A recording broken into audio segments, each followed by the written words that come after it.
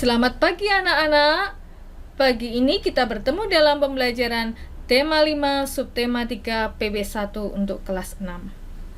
Adapun tujuan pembelajaran kita yaitu yang pertama, kalian mampu mengidentifikasi posisi dan peranan Indonesia di bidang ekonomi dalam lingkup ASEAN. Dan yang kedua, kalian mampu menjelaskan tentang medan magnet. Yang ketiga, kalian mampu mengidentifikasi komponen dan cara mengisi teks formulir. Mari anak-anakku, kita memasuki pembelajaran kali ini. Tahukah kamu, banyak pelaku usaha menghasilkan berbagai produk bernilai jual dari benda-benda yang tidak terpakai. Nah, ternyata bunga kering tidak sekedar menumpuk menjadi sampah. Ibu Made, seorang pelaku wirausaha, memanfaatkan bunga kering menjadi aneka produk pewangi. Di sini ada teks bacaan kreativitas yang membuahkan hasil.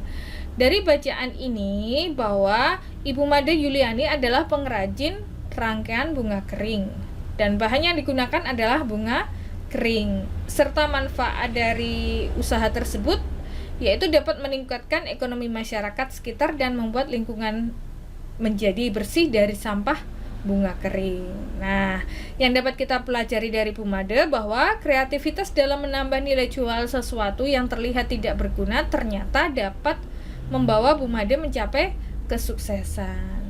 Nah, anak-anak, itu tadi tentang kreativitasnya Ibu Made.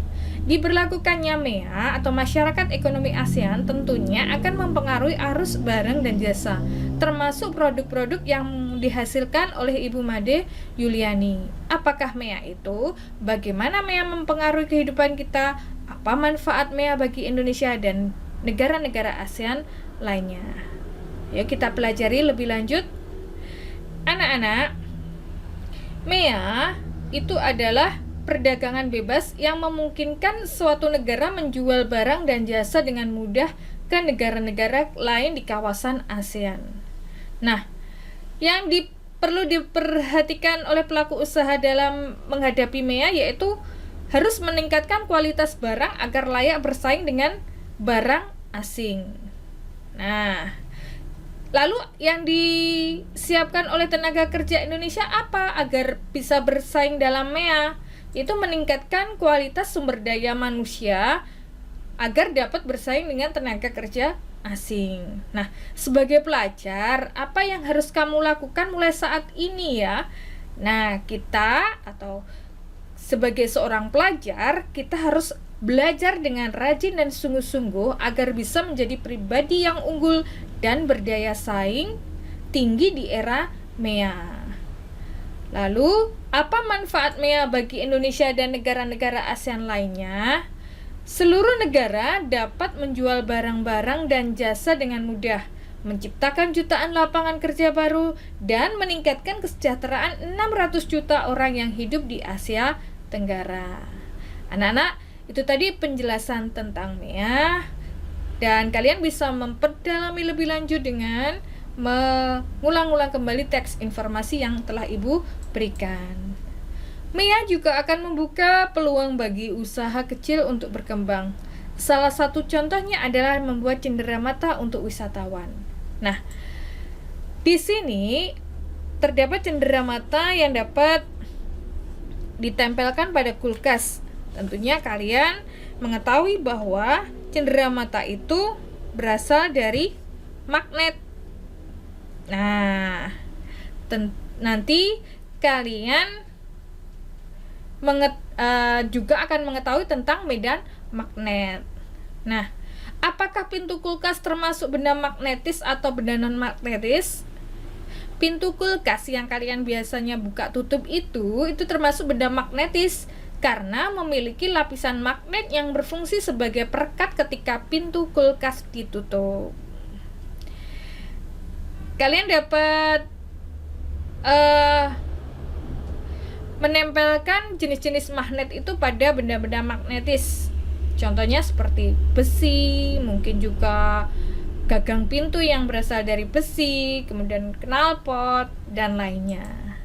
Di sini kalian akan mencoba percobaan tentang medan magnet.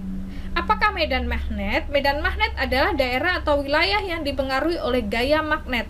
Medan magnet tidak dapat kita lihat, tetapi dapat digambarkan. Besar medan magnet tergantung pada kekuatan magnet.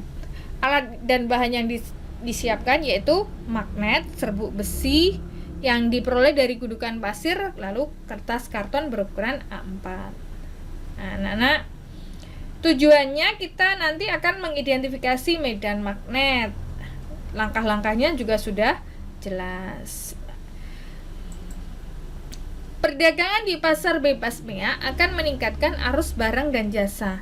Tahukah kamu bahwa banyak usaha kecil dan menengah mengirim barang-barang mereka kepada konsumen menggunakan jasa kurir? Sebelum barang dikirim kepada konsumen, biasanya penjual mengisi formulir terlebih dahulu. Nah, jadi kita akan belajar tentang pengisian formulir pengiriman barang dalam negeri. Nah, dari formulir ini kita dapat mengetahui informasi penting dalam pengiriman barang, yaitu tentang data penerima dan pengirim barang yang meliputi ada nama, alamat, kode pos, dan nomor telepon, tanggal pengiriman, tanda tangan pengirim, dan petugas. Mengapa kita perlu mencantumkan kode pos? Kode pos itu untuk memudahkan kurir dalam mengirimkan barang untuk melacak alamat penerima. Apa yang terjadi jika alamat penerima barang tidak ditulis lengkap?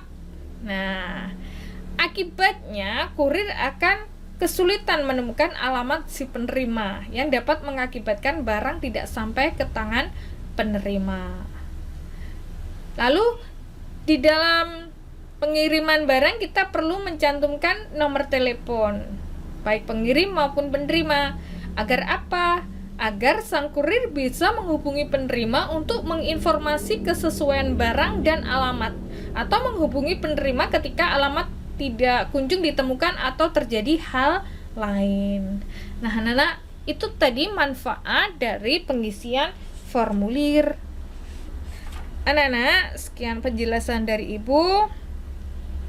Semoga bermanfaat. Sampai jumpa.